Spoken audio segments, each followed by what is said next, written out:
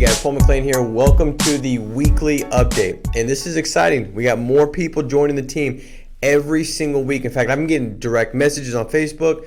I know I got agents reaching out saying, hey man, this person I didn't even think was interested is now going through class. And the beautiful thing behind all that is when they get their name on here and you see it, a guy like Vincent C., $14,889 in issue paid volume, his first week out there in the field. So great job. I mean, this is what it's about. Families, people being able to go out there and serve their family and serve it well with high compensation, vested renewals, phenomenal training and support, and to be able to control their schedule. That's the thing that I love, being able to say, hey, I'm going to be able to piece it together. I'm the one that's dictating my white space, filling it in, structuring it, and what an enjoyable thing. So great job, guys. Welcome home. Welcome to the family. This is the amount of protection that you put in place last week. $117 million in death benefit face amount, life protection was placed last week because of your service to go out there and sit with clients. And one day when they pass away, this number will pay out. This is what's going to be paid out from what you did this past week. So phenomenal job. I was talking to Sean Mike and last month, and it's like every single month this is what we see. Last month, record month. The month before that, record month. And then June is poised, and we're just obliterating the pace that we had in May. June will do well over 14 million in paid life business. So that's just it just tells you what's taking place. And so if you're not growing, you got to ask yourself, what am I not doing? Because the company is exploding. So great job last week. Here's the submitted numbers for the third week of June. So June 11th to June 17th. I'm going to read just the top. We'll do top 20 real quick. John K., 9,366. Bruce L., 9,405. Luke W., 10,272. Ave C., 10,382. Sahir F., 10,440. Deb C., 10,627. Jack Y., 10,800. Dan S., 10,840. Bruce W., 11,105. Chris R., 11,200. Karen D., 11,400. Bridget S., 11,769. Marisa M., 12,855. Robert M., 13,593. David A., 14,300. Vincent C., 14,889. Ray M., 15,051. Nate F., 18,200. Genevieve O., 23,160 for the week. And Israel W. at 26,076 in submitted volume for the third week of June. So with that said, guys, what I want to really give you guys is a couple quick updates and we'll wrap up. First of all, the BDMs are still taking place every Monday and Thursday virtually, so make sure to plug into those. You can say, I know I've got people that would be a great fit for this. They've got the right personality. They care about people. They've got a work ethic. It's not the person that's sitting on the couch eating Cheeto Puffs all day. I've got some people that I know could kill this thing. Well, all you got to do is expose them to the opportunity. Let them know. How do you do that? You post stuff on Facebook. You let people know what's taking place, the growth that's happening. How many people are out there writing 20, 30, 40,000 a month? I just got done doing an interview with Marisa and Jen, and they talked about what they're doing. Jen's got 6 kids, I think, all under the age of like 10 or something like that, maybe 8. And 3 of them are all 2. She's got triplets. And so she's talking about how she's managing it, how she's juggling it, how she's putting it all together, and still able to go out and issue pay enough volume that puts her in to like the top 2% income earners in the country. And she's just getting started. Like, she is out of her mind excited. And then Marisa got on and talked about what she's doing, how she went from 20K to 50,000. This is the stuff that you share. It's stories, real issue paid numbers for you to let people know what's taking place. So when you do that and then you share the BDM that's virtual every Monday, Thursday, you're saying, hey, take a look at FFL. And the thing is this about this business. What you think is and what you think isn't, sometimes it's flip-flopped. You know what I mean? Like, you might think, I don't know about that person, and they're the one interested, or that person will kill it, and they don't do anything. So the goal is just always do the right things all the time. It's like door knocking. Does it work all the time? No, but if you do it all the time, it'll work. Meaning that you'll have a week where you got smoked in the field, but your door knocks led you to go out there and write an additional 5-6 thousand, and you hit your goal, that little bit extra. So the one tip I'll leave you guys with as we wrap up this week is ask questions. The power of questions. I know you've heard this and it's cliche. The whole, quality of your life is dependent on the quality of your questions.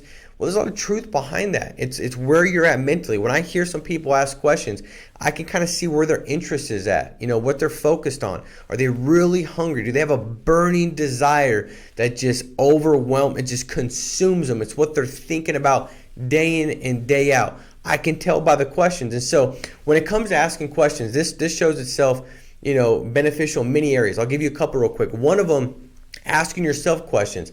Giving yourself the ability to heighten awareness, to integrate your reality. What does that look like? It's sitting back saying, hey, where am I at right now? Am I where I want to be? In 90 days, if nothing changes, is this what I want to see? Is this the result I want? And if the answer is no, it's what are you doing that's leading to that accountability, that responsibility? What are you currently doing that's leading to that outcome? And if nothing changes in 90 days, how do you feel? Who does that impact negatively? What does that look like? What's your ideal outcome? What are you prepared to do? What's the most important thing you can do today or stop doing today that's going to lead that outcome to take place? What does that look like? And being intentional. See, asking yourself some questions. I've had some moments where, and it's not fun, right? It's like not working out. I went for about a month not working out, and anytime I was naked, I didn't want to look at myself when I walked by the mirror. You know what I'm saying? I was like, I just don't want to see what's going on. I'm just going to start eating better and working. But that's what you need to see to motivate you, right? It's the reality of where you're currently at. Asking others questions, people that are where you want to be. Asking them questions. What does it look like? What were the things that led to your breakthrough? What were some things that held you back that when you stopped doing it made a big difference? How do you see things like this? I'll give you an example. When I get around Sean Mike, I just want to ask a question because it doesn't have to be the perfect question, but if it's a question, it gets him thinking. And he's so good. It could be a dumb question, but he's going to answer the question as if it was a question I should have asked, the good question. And I get to hear the thought process, the way he sees things, the way he perceives stuff. And all that does is it starts to reprogram the way I should see. Okay, I'm seeing it like this. I should see it like this. That makes more sense. I didn't see it like that until you said that. So asking people questions that are where you want to be. How do you do that?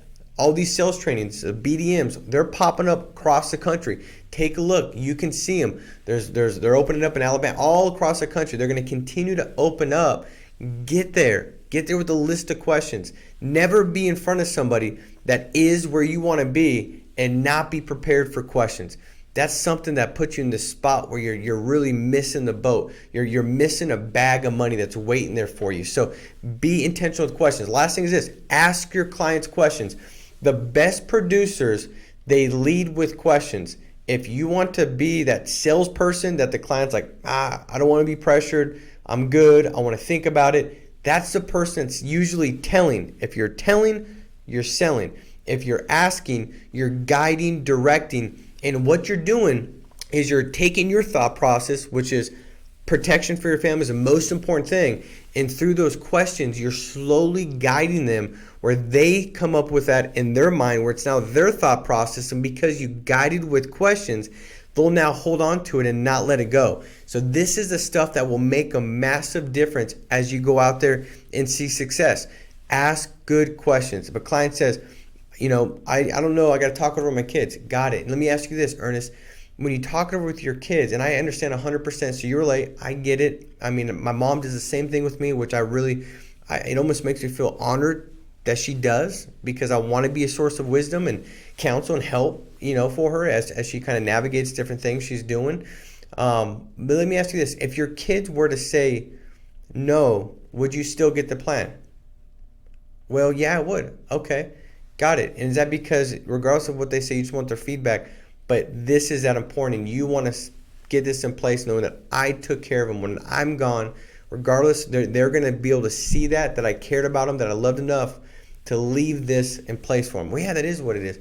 Okay, got it. Well, everybody in your situation, this is just what they do. If you know you're going to get in place anyways, let's not get ahead of ourselves to see if we get you qualified. Do you see how that makes more sense? Yes, it does. You're just guiding with questions. So regardless of whatever a client can tell you, Take a step back and ask a question. Relate, ask a question. Relating to saying, hey, I'm connected. I see you. There's no arm wrestling match. We're not going to go back and forth. I understand. I see your point of view. I get it. But let me go ahead and ask you this. And that question, slowly getting them back on track and guiding them down your thought process. This is a little homework game, that a homework assignment. It'll be fun for you guys. I mean, I've got a bunch of kids, and so we'll do the question game. So if you've got kids, this will show you the power of questions when it comes to dictating thoughts and emotion. So I got my daughter Peyton and Parker. Peyton is like, at the time when they were doing this, it was like she was 10. Parker was like 6 or 5. I think she was 5. And so they did the question game. So you have to ask a question, and they can't answer it. They have to ask with a question. So you answer with a question. So the way it starts is like, hey, what color shirt are you wearing? What color shirt are you wearing? And it's kind of pretty much like they're copying each other. Where'd you get your shoes? Where did you get your shoes? They're asking the same kind of stuff. And you can go pretty far just doing that. But the moment you start asking more of an emotional question, right? Like, do you think that shirt's cute? Then it's like, now you start getting them thinking. So they're now focused on the question, not asking you a question. And therefore, guess who's gaining control? Whoever asks the most questions has control. So my daughter, Payne, my 10-year-old at the time, she's had like an argument with her best friend. Parker knew that. And I don't know how Parker knew to ask that, but it was really good. I don't know how she did it, but it was effective. And I was like, this is perfect to illustrate what it is. So she says, they're going back and forth. She says, Payne, who's your best friend? And then Payne takes a lot longer, like twice as long, to answer the question. So she's like, she's thinking, right? Parker's got her pulling, she's pulling in emotionally. And then she's like, well, who's your best friend? Parker, And then Payne says, Parker says, so do you think Zeta's still your best friend? And she could tell Payne's like, it's getting her, And she's like, well, do you think you still even have a best friend? Like, she's trying to, and then Parker says, well, do you think Zeta still considers you to be her best friend? And then Payne's like, shut up, Parker, we're best friends, and she loses because she made a statement. But all that is, and it's just questions. That's how you control. Questions are powerful. There's power in questions. If you could become a better question asker, you're going to elevate your game. That's one of the things that I'm trying to figure out is like, how do I become better at asking questions, because it's that important. So guys, go out there and make it a massive week. Stay strong, stay steadfast, and we'll talk to you soon. Take care. Bye-bye.